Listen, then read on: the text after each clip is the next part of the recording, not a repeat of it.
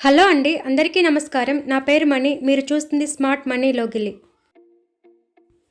ఈరోజు వీడియోలో నేను పులిపిర్లని ఏ విధంగా నివారించుకోవాలో చేసి చూపిస్తున్నానండి. ఈ వీడియో మీకు నచ్చితే ఈ వీడియో లైక్ చేయండి, షేర్ చేయండి అండ్ నా ఛానల్ సబ్స్క్రైబ్ చేసుకోండి.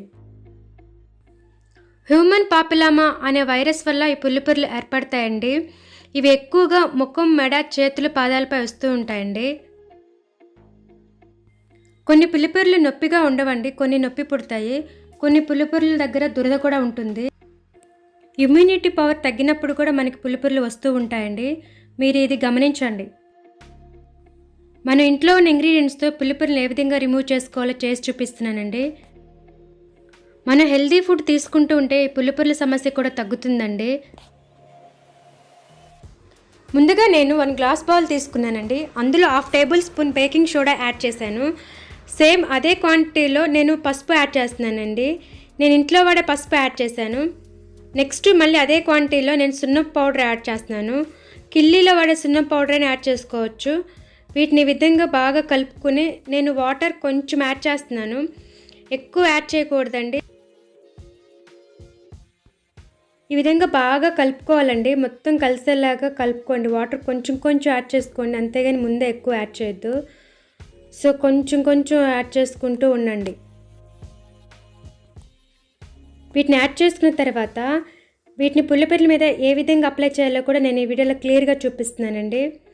వీటిని మీరు రెగ్యులర్గా 3 to 4 డేస్ వాడి చూడండి. ఖచ్చితంగా 3-4 డేస్లో అవి రాలిపోతాయండి. మీరు వాడి చూడండి, ఖచ్చితంగా రిజల్ట్ అయితే కనిపిస్తుంది.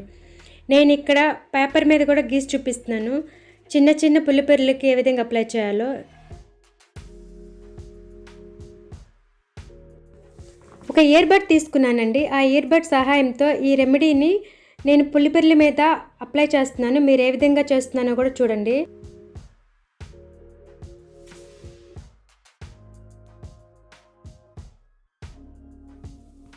ఆ పులిపిరి ఉన్న ప్లేస్లోనే మనం ఆ రెమెడీని అప్లై చేయాలండి.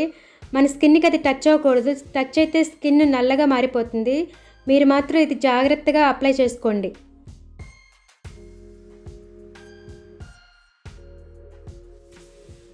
కొంతమందికి అయితే 3 to 4 డేస్లో తగ్గిపోతాయండి. కొంతమందికి 3 to 4 డేస్లో తగ్గకపోతే 1 వీక్ అయినా అప్లై చేయండి. ఖచ్చితంగా మీ పులిపిర్లు అయితే రాలిపోతాయండి.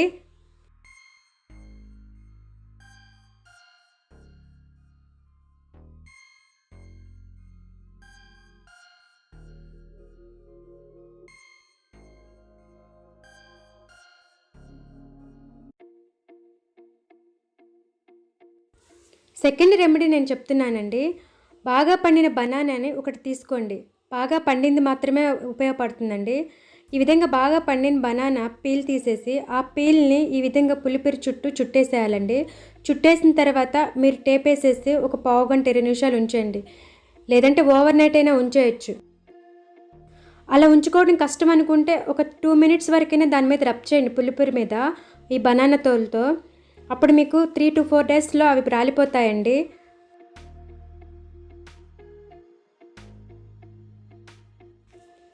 థర్డ్ రెమెడీ అండి. థర్డ్ రెమెడీ కూడా పొటాటో ఉంటుంది కదా, పొటాటోని ఈ విధంగా స్లైస్ చేసుకున్న తర్వాత ఆ ఒక స్లైస్ తీసుకుని ఆ పులిపిరి మీద రబ్ చేయాలండి. ఈ విధంగా రబ్ చేస్తూ ఉంటే ఒక 2 to 3 డేస్లో మనకి రాలిపోతాయి. అవి 3 డేస్లో రాలిపోయినా 1 వీక్ వరకైనా రాలిపోతాయండి.